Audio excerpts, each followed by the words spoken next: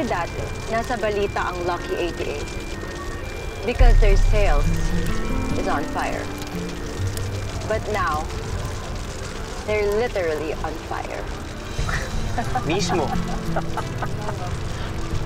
Bagsak na talaga ang Lucky 88.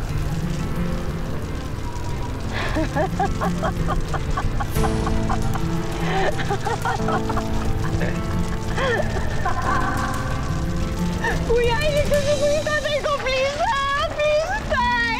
Tay! Sandali! Tay, gumising ka, ha? Please, Tay! Tay, susunod ako! Tay, susunod ako! Kumapit ka lang, ha? Pasensya na po, kailangan na po namin siya dali sa ospital.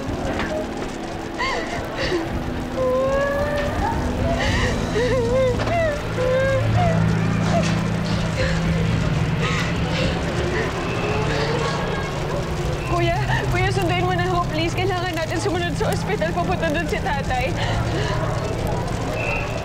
Oo, nandito ako. Sunduin mo lang ako dito.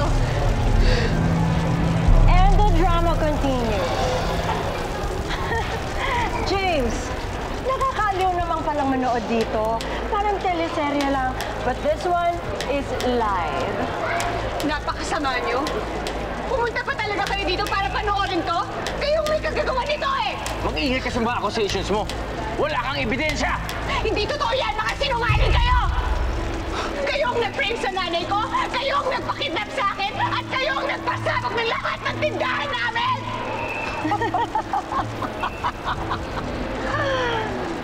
Like what James said, Kong Kao Ren, Yao Chengmin. Wala kang ebidensya, kaya wala kang magagawa. Pagpapayaran niyo ang lahat ng to! Hindi kayo magtatagumpay sa kasamaan ninyo! Hindi pa ba? Ang last I heard, nasa hospital si Almira. Naghihintay na lang ng warrant of arrest.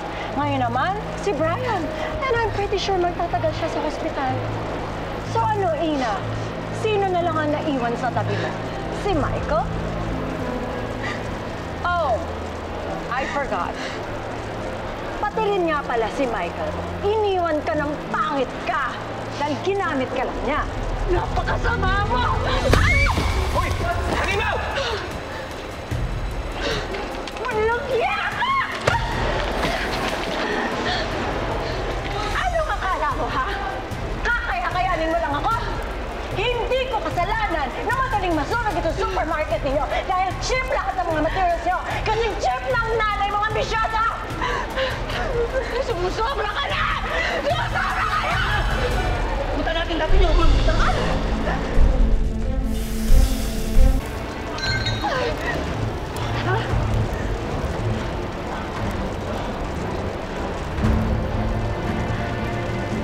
Did you see that?